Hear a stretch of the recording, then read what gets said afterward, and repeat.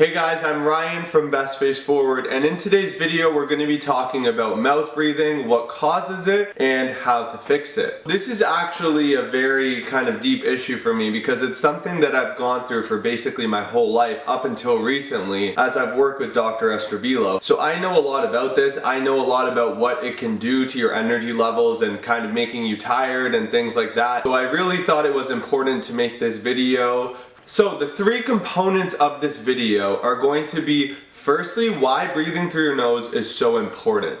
Then we're going to talk about the difference between your tongue posture during the day and at night while you're sleeping and why that affects mouth breathing at night.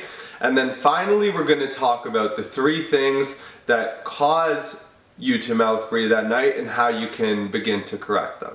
We are designed to breathe through our noses.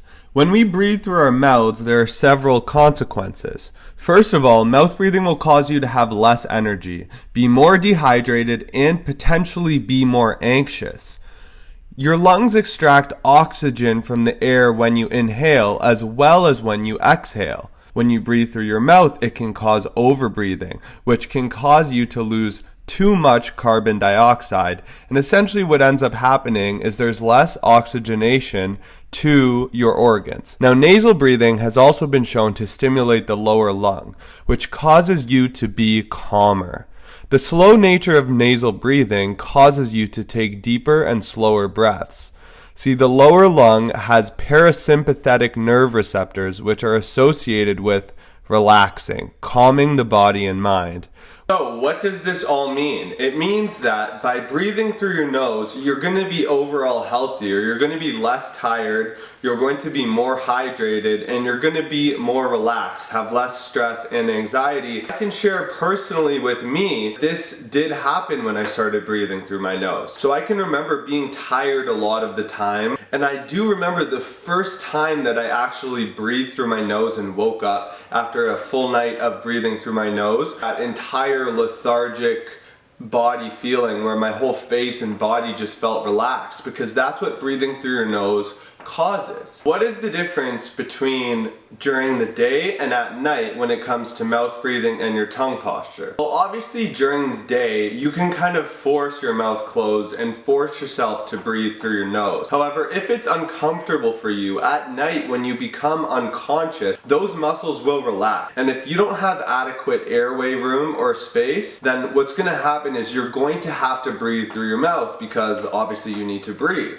So how can you determine if you're mouth breathing at night? If you're saying, am I mouth breathing at night? If you are, you'll probably know. And the real reason is because, well, first of all, you'll be tired, you'll be lethargic the next day. So when you wake up, if you've ever mouth breathed before when you were sick or had a stuffed nose or something, you probably noticed that your mouth was really dry. Like not just a little bit, like really dry. So now Dr. Estrebilo is going to talk about why you could be mouth breathing, why this may be happening, and how you could go about correcting it if this issue is happening to you or somebody you know. So he's going to talk about that. Why is it that people breathe through their mouth when they are asleep? That's because they don't have enough airway, patent airway, to breathe through their nose. So normally we breathe through our nose. But why is it that other people breathe through their mouth? When the airway is not as open or as patent, what happens is people's jaw actually starts to constrict. And as it constricts like that, if the mouth is closed, what happens is the tongue doesn't have any place to go. So the first thing it will do is it will move backwards. The tongue now will encroach the airway even more. And by doing that, they'll have difficulty of breathing. What's going to happen next? They have to open their mouth or else they can't breathe. They start breathing better, and one of the things that you will see when people are breathing through their mouth, they are also, for the most part, snoring, or the worst part is they'll start getting into apnea. So if you're mouth breathing and you want to correct this issue, now you know it's probably because of your airway. So the question to ask is, what is blocking your airway? Is it something that's possibly temporary, such as allergies? You might have enlarged adenoids. You might have something that's temporarily blocking your airway. In which case, if you were to clear that up by seeing an ear, nose, and throat specialist or something, you might be able to clear up that issue. The second question, is it an issue of tongue space? If it is an issue of tongue space, what you might have is you might have a maxilla or an upper jaw and a lower jaw that's too small to support your tongue. So as Dr. Estrabilo explained, it's going to fall back into your airway. In that case, obviously you would need to seek professional help to try and get expansion or something done. But there is a third case.